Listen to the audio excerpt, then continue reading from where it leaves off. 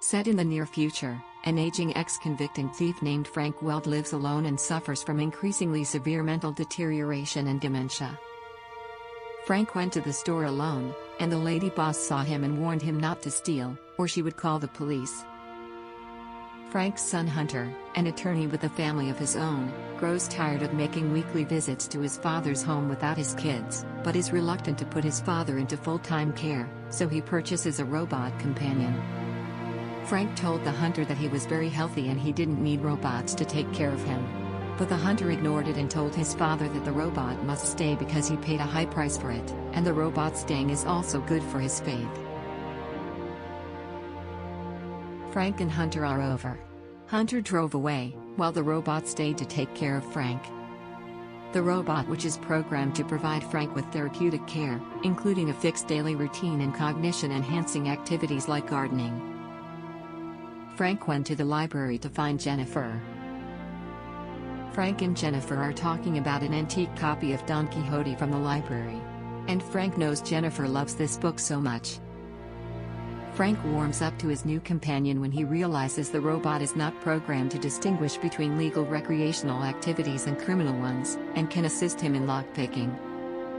Together, the two commit a heist in order to win the affection of the local librarian, Jennifer. They decide to steal an antique copy of Don Quixote from the library. Frank's daughter Madison called the hunter and refused to let the robot take care of his father. They successfully steal an antique copy of Don Quixote from the library. Jennifer told Frank that the library was stolen last night and Frank pretended to be nonchalant. Frank was warned not to follow, and knew that Frank had been in jail. They want to steal jewels from Jake, the rich young developer at the head of the library renovation project. They used binoculars to secretly observe when Jake and his wife were away from home and where CCTV was, so that they could go in and steal. In the meantime, Frank's daughter Madison, who is away on a philanthropic trip in Turkmenistan, learns of the robot and returns to convince her father to get rid of the machine, which she finds ethically objectionable. Madison turned off the robot. Frank wanted his daughter to open the robot back, but her daughter refused, saying that he should not rely on the robot too much. Frank communicated with his daughter, saying that the robot is his friend, not his slave, and the daughter shouldn't do this. Madison compromised and restarted the robot. Frank was talking to the robot about his theft plan, and asked the robot to cooperate with him to steal. The robot agreed. They are successful in stealing jewels from Jake, the rich young developer at the head of the library renovation project. The police become involved and begin to question and monitor Frank, who maintains his innocence.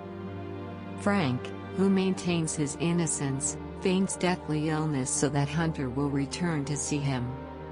When the hunter put the tool bag in the trunk, the police wives immediately surrounded them, and they felt that the diamond was inside. In order to cover his tracks, Frank is faced with the decision of whether to wipe the memory of his robot, even as his own memory rapidly deteriorates. Frank goes to the library where he discovers that Jennifer is his ex-wife, which he had forgotten. He then returns home where the robot convinces him to wipe its holographic memory. It argues that it is not a real person and its sole reason for existence is to help Frank, which it can best do by helping him avoid jail. Frank's final decision to wipe the robot holographic memory. During a visit from his family, he slips Hunter a note, implying that the jewels are hidden under the tomato plants in the garden that the robot made. Frank then moves into a full-time care facility to help him cope with his dementia.